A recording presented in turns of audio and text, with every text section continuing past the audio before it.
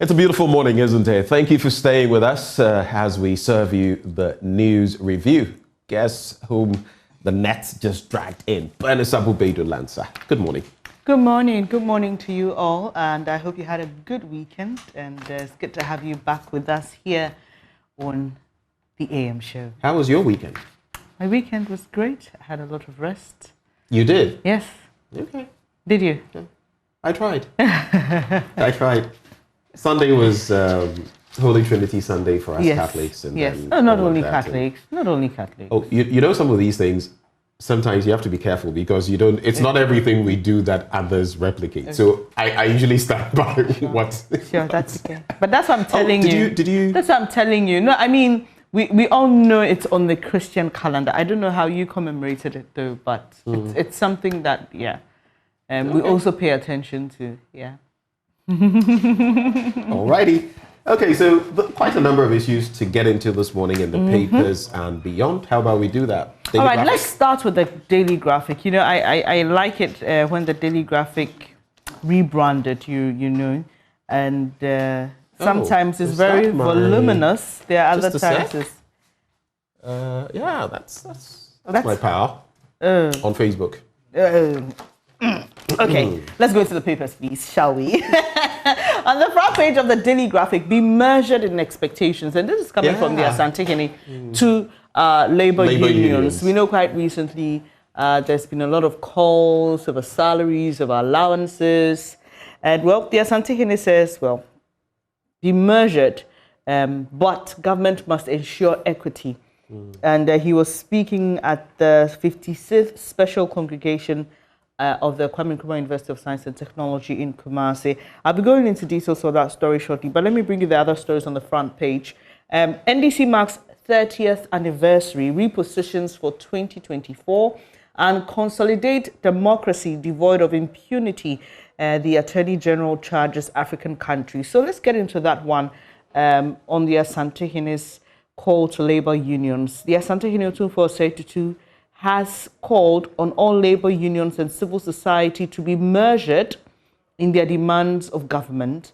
In the same vein, he's asked government to ensure equity in its dealings with labor unions to give assurance to citizens. Speaking at a special congregation of the Kwame Nkrumah University of Science and Technology last Saturday, the Asantehene, who's also chancellor of the university, said government was currently grappling with the effects of the COVID-19 pandemic, while the Russian-Ukraine war was also having an impact on the economy.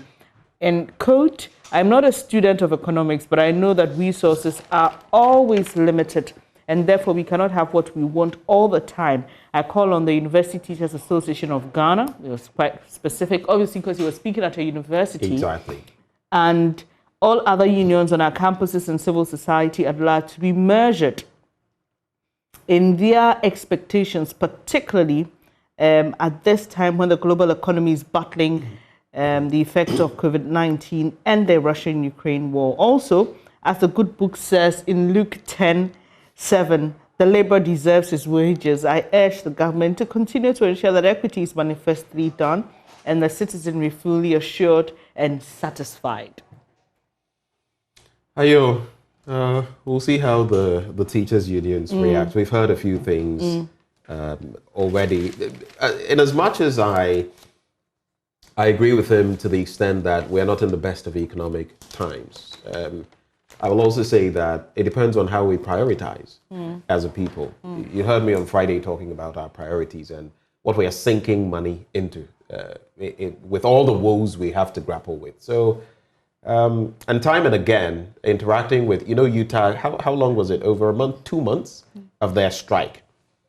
And time and again, what they've asked for, because we know per the reports and all of that, we're not paying them enough. I have colleagues who have left the country saying, what is this? Do you remember the infamous one where I think the Kwame Nkrumah University of Science and Technology wanted to bring in this person from some other part of Africa? And he said, this is my position and this is what you're paying me. Chicken change. I mean, so it appears the structures in terms of salary are not working, and it's something we have to deal with. Just to cap it all off, the brain drain thing was a huge problem at a point in time, especially at the start, the inception of the Fourth Republic. Then we sort of mitigated it. It appears we're starting off a trend. Like I said, it's not just the 3,000 nurses. I have friends in there. I can count about almost 10. I spoke to a doctor just this past weekend who is raring to go. Do you get it? So if we don't stem the tide, it will be lecturers, it will be this, and all of them will be running away from our country. Well, still in the Daily Graphic, I remember we brought this story last week. Stop blood tax, end period poverty. Okay, so this is, I like the way Graphic has spent quite... 2 pages. Yeah. Because the friend I was speaking of, that's her. Yeah, okay, so let me just let you know the friend, okay. She's called, is it Abel? Delali. Abel Delali. Okay, she's founder of Period Martyrs. And she says government has to be reminded of the campaign promise to remove taxes on menstrual hygiene products. And that was the hook of our story here. But here's what gets me. There's a tweet that's attached to the story. And it's from at Tamaklo Asay. My husband at Kwame Krensel had gone to a shop around our house. A young girl was leaving the shop after he heard her say, "Is that the new price?" She was already gone before he could help her. Guess what? She wanted to buy. Guess what she wanted to buy but couldn't? Sanitary pad. 20% tax on sanitary pads. Why? Yeah. So about a fifth of the cost. Yeah. About a fifth of the cost. That's what it means. Why? And especially in a country where we are trying to encourage, some of the young ones in some deprived places will not go to school because it's that time of the month. They don't have the right. They can't. Hey. It's not that they won't. It's still right. I guess you're putting it into better perspective. They can't. It's difficult. You get it. So, some of them will go mistakenly soil themselves, get laughed at. They don't want a repeat of that incident. It's quite embarrassing. So I think that I think that is something that we should pay attention to. So while I wrap up on what we have here in the graphic, so today's editorial is on child labor, an affront to human dignity. Details of it are captured on page 7. And another committee, establishment of National Employment Coordination Committee. Hey. Benjamin. I'm beginning to think that if we conducted a study, we would be the foremost or one of the foremost when it comes to setting up committees and commissions in this country.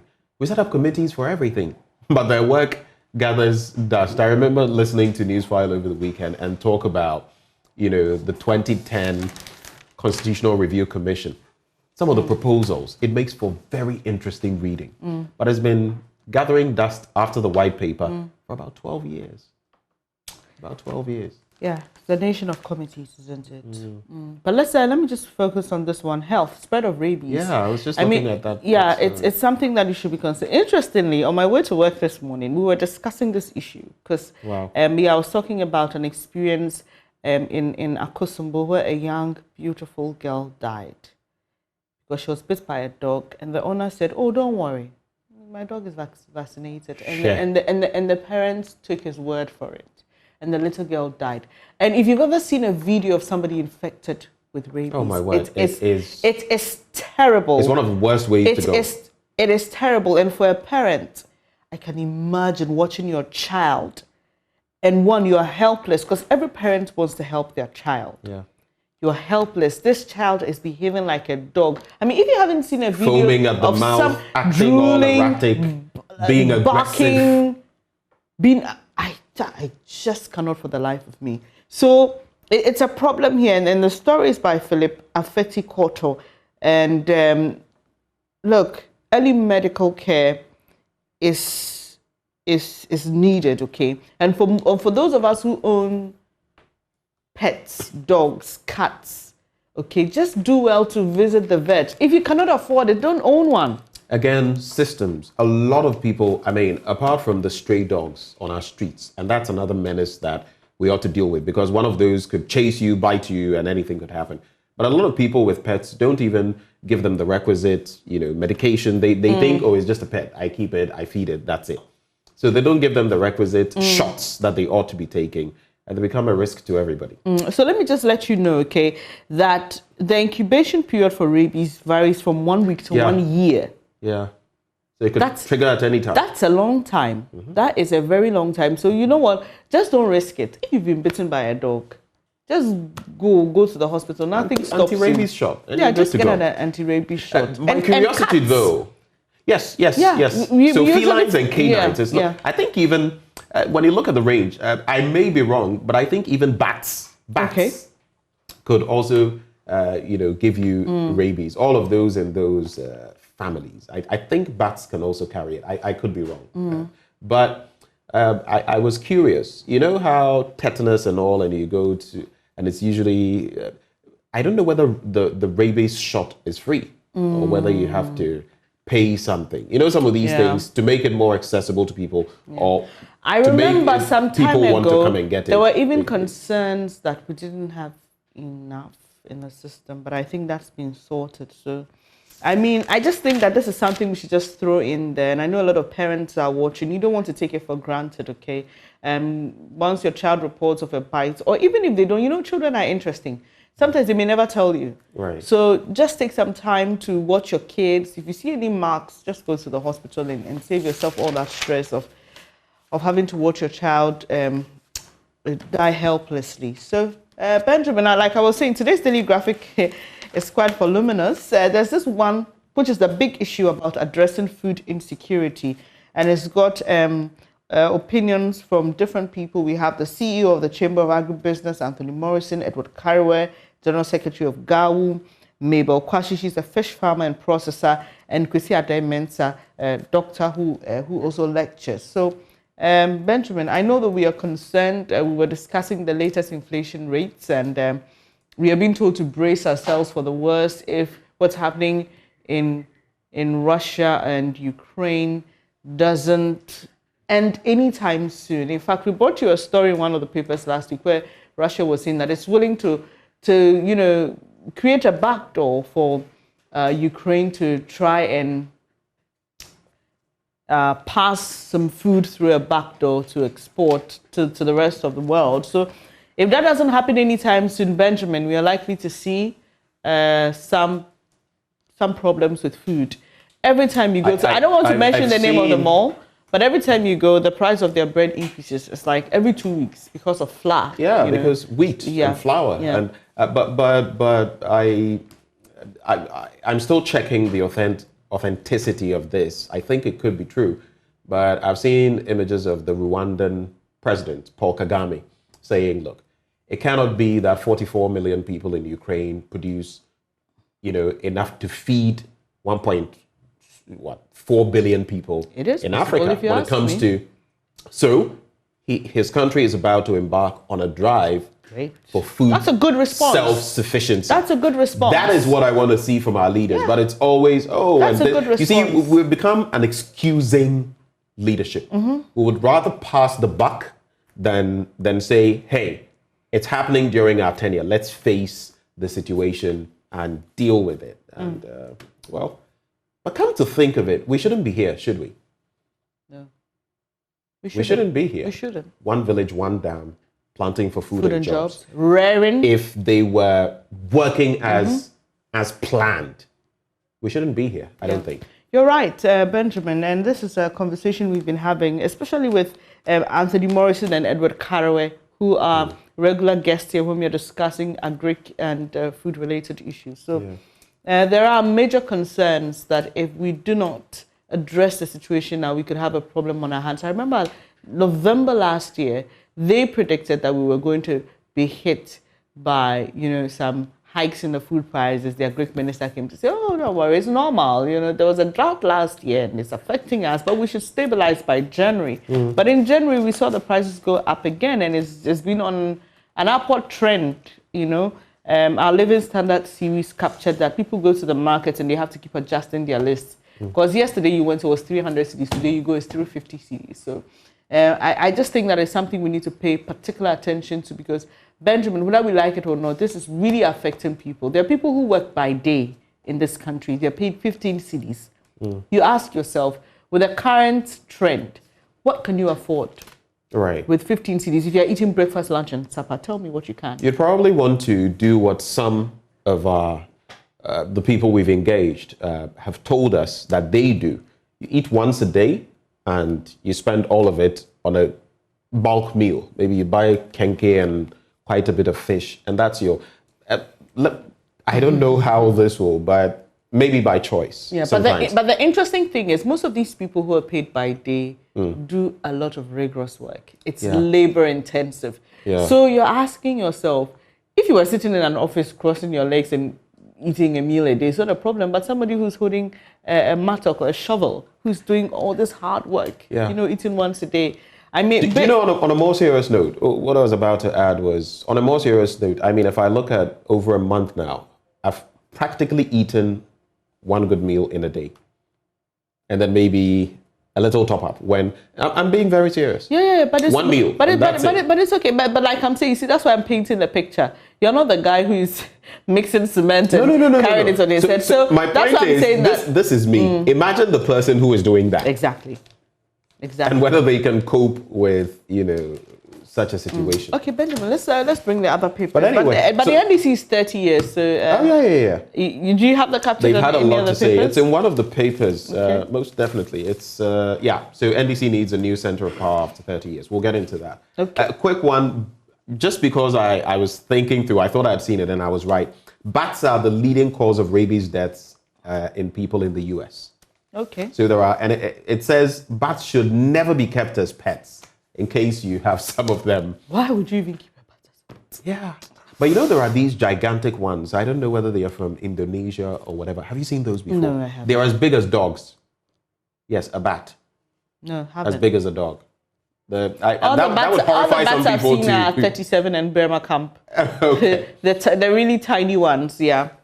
Let's do Republic Press. National Cathedral. So I'll just give you the headlines and then zero in on one or two. National Cathedral can serve as a tourist site to generate income. MP Dr. Adomako Kisi, Member of Parliament for Anya Sotum. That story is on page 6. Did he say could? Or he says can. Can. It still feeds into possibility, probability. It's just like I was mentioning on Friday. So we aren't certain, are we? People are projecting, according to the Secretariat, National Cathedral Secretariat, we could get $95.5 million over 5 years. But let's look at the 2.3 billion Ghana cedis, or the $350 million we're pumping in there. Without this enterprise, what other things could we have done with that kind of money? I see so many things, and I enumerated some of them the last time. So with this thing, I think we can go back and forth, but some people make it as though if you were against the project, it would mean you were irreligious, faithless, maybe a devil, Satanist. No, we're very objective people, but when you have hungry people, it's sad. Please, but the poor you shall always have with you. Yeah, I guess. But the finance minister spoke about this on GBC. Yeah, it's the soul of the nation.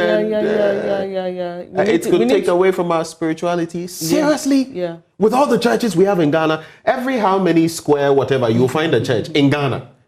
And we need that national cathedral. And he also says it's not true that it wasn't budgeted for.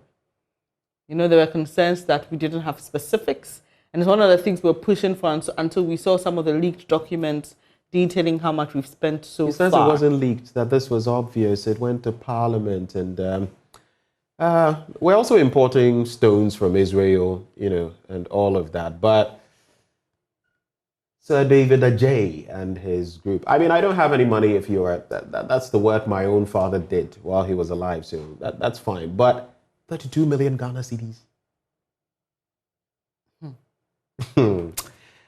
Let's leave it here. Why should I criticize Akufo-Addo when I have access to him?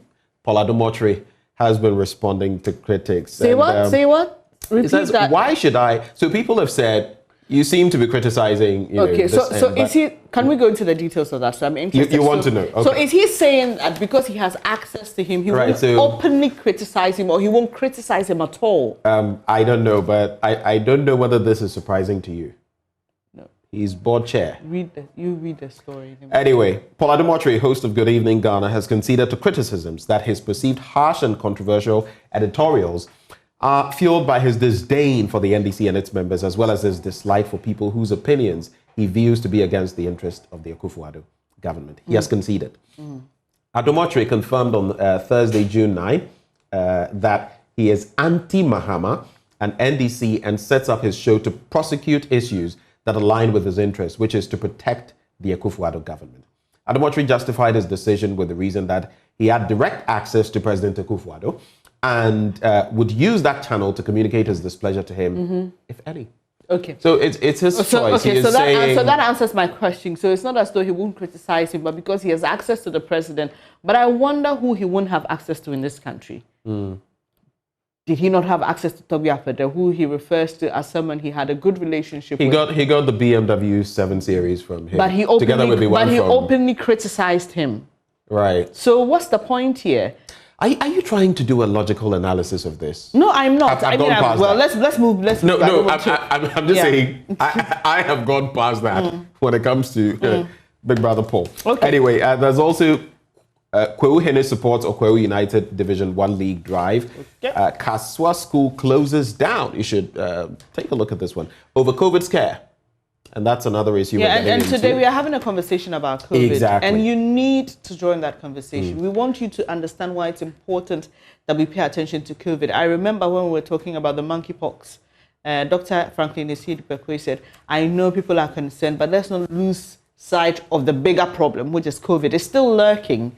And it appears that we are seeing, or it doesn't appear, we are actually seeing a rise in the number of infections. So here, the parents whose children have been sent home from the Our Lady of Holy Cross School in Kaso have been left on edge after the school's decision to close down following a COVID-19 scare. The story talks about happenings from last Friday. There's also, just to wrap, learn to be tolerant, Mahama tells Akufo-Addo, and that's the banner headline. And this one that I'll wrap with, Council of State not robust enough to necessitate amount of ex gratia. That's according to Martin Pebo. Let me just do this. He was on fire on Newsfile this weekend. He was. Yeah. And I shared this. Let me just get to it. It was on the JoyNews platform. It has to do with, so look at the ex gratia for, why is this internet disappointing me? You know, the members of the Council of States get something around 300. Yeah, so we did a list of the ex gratia. Something plus. So there you have it. President, you're looking at, that's the ex gratia after 4 years, 659,392 cedis. Vice President, 549,492 cedis, just about 100,000, 110 lower. Speaker of Parliament, 488,000 plus. Cabinet Minister, 464,000 plus. Cabinet Minister non-MP, 457,000 plus. Member of Parliament, 390,000 plus. Council of State, 366,000 plus. In 4 years, and not even in 4 years, at the end of 4 years, someone could earn what some Ghanaians would work 200 years and never get. Well, I'm done with Republic Press. The Finder, front page, 100 million trees to be planted by 2024. That's according to President Akufo-Addo. And Friday was Green Ghana Day. And EcoBank amongst most profitable banks. IGP Opon Nkrumah inaugurates police station for Achim Akokwaso. And that story is also captured on the front page of the Publisher and the Custodian.